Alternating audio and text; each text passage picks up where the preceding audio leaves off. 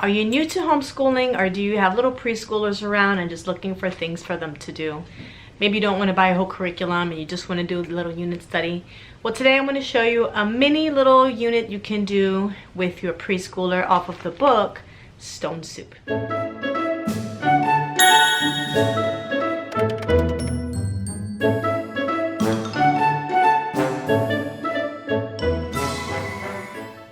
Hey guys, it's Fanny from Mrs. Mom's Homeschool and welcome to my channel. And if you're new here, I'm a homeschooling mom and I've been homeschooling since 2012. I also teach a fairy tale preschool at our homeschool co-op, teaching preschool concepts and different activities using different fairy tales. And today I just want to share with you guys what we did for the book Stone Soup. So I'm going to go over this book with you so you can see what it's all about, and then I'm going to just show you some clips of our class and some things that we did with this book so that you guys can do it with your preschoolers at home. I also have some free printables for you guys to print out so that you can do this activity for free on your own. Let's first take a look at the book.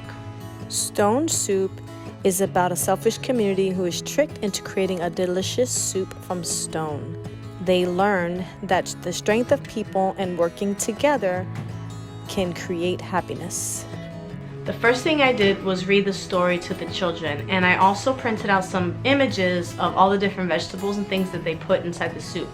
I brought a little bowl and a wooden spoon and of course a stone, and I had to look up a lot of the images because I had no idea what they were. So as you're reading the story, you can let the children put the vegetables in as you name them. Mixing the soup and adding pretend salt if you have some play salt and pepper shakers for your kids.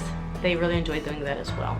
It also gets them more involved and engaged in the story while you're telling it. The next thing we did was I created this worksheet that has a bunch of different vegetables inside of a big bowl of soup. And on the side there are numbers where the kids will cut out, because we are working on recognizing numbers from 5 to 10. And they were able to count the vegetables and glue those pictures onto the side. After that, I gave them some colored construction paper and allowed them to create a little soup masterpiece of their own. The final activity the kids really enjoyed a lot. I put a wooden spoon on the floor and I had them line up. I also printed out some matching cards that I created with different vegetables, and I put them all over the floor spread out. I got a little bean bag and the children had to toss the bean bag onto the card that they wanted to flip over. And it was just one big game of memory match. When doing this activity, make sure to put construction paper in the back of the white paper that you print out before laminating it, because the kids can see right through it if not. And that was our little quick lesson on Stone Soup. It took us about an hour to do it in my preschool class, but I had 6 kids. So this can be done in about a half an hour if you're just doing it at home for your one preschooler, or if you have a couple of little ones at home, bigger ones that want to join.